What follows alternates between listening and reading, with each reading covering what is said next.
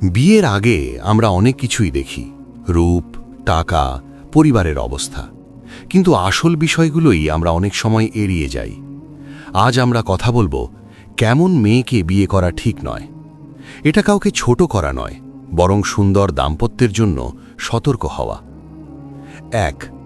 যে মেয়ে আল্লাহর কথা গুরুত্ব দেয় না, যে নামাজ, পর্দা, হালাল হারাম এগুলোকে তুচ্ছ ভাবে, আল্লাহর হুকুমকে ছোট করে, তার সাথে জীবন পার করা খুব কঠিন। কারণ আল্লাহর ভয় যার নেই, স্বামীর হক, স্ত্রীর হক কোনোটাই সে বুঝবে না। ২. যে মেয়ে অহংকারী স্বভাবের, যে সব সময় নিজেকে ঠিক ভাবে, ভুল হলেও সরি বলতে পারে না, এমন মানুষ সংসার ভাঙার জন্য খুব দ্রুত আগুন ধরায়। নম্রতা দাম্পত্যের সবচেয়ে বড় সৌন্দর্য। ৩.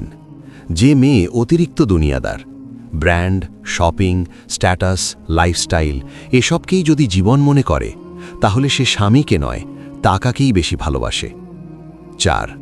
যে গীবত ও বদনাম করতে পছন্দ করে, মানুষের পেছনে কথা বলা যার অভ্যাস, সে একদিন আপনার পরিবার নিয়েও একই কাজ করবে।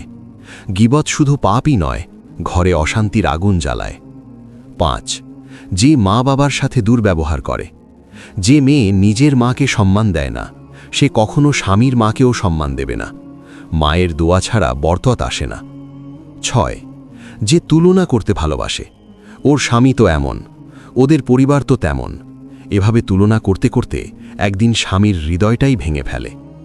সপ্তমত, যে কৃতজ্ঞ হতে জানে না, ছোট ছোট জিনিসে আলহামদুলিল্লাহ বলতে না পারলে বিয়ের পর কখনোই সন্তুষ্টি আসবে না। একটা কথা মনে রাখবেন, ভালো স্ত্রী রূপ নয়, বরং চরিত্র দিয়ে চেনা যায়। রসূল সাল্লাল্লাহু আলাইহি ওয়াসাল্লাম বলেছেন, স্ত্রীকে তার দিনের জন্য বেছে নাও, তাতেই কল্যাণ। আর হ্যাঁ, এ কথাগুলো শুধু মেয়েদের জন্য নয়, ছেলেদের ক্ষেত্রেও সমানভাবে প্রযোজ্য। বিয়ে হল দুজনের মিলিত আমল। আপনি যদি আল্লাহর জন্য কাউকে বেছে নেন, তাহলে আল্লাহ আপনার জন্য বরকতময় জীবন লিখে দেন। তাই সিদ্ধান্ত নিন, রূপের জন্য নয়, চরিত্র ও ঈমানের জন্য। শান্ত থাকুন, সঠিক সিদ্ধান্ত নিন।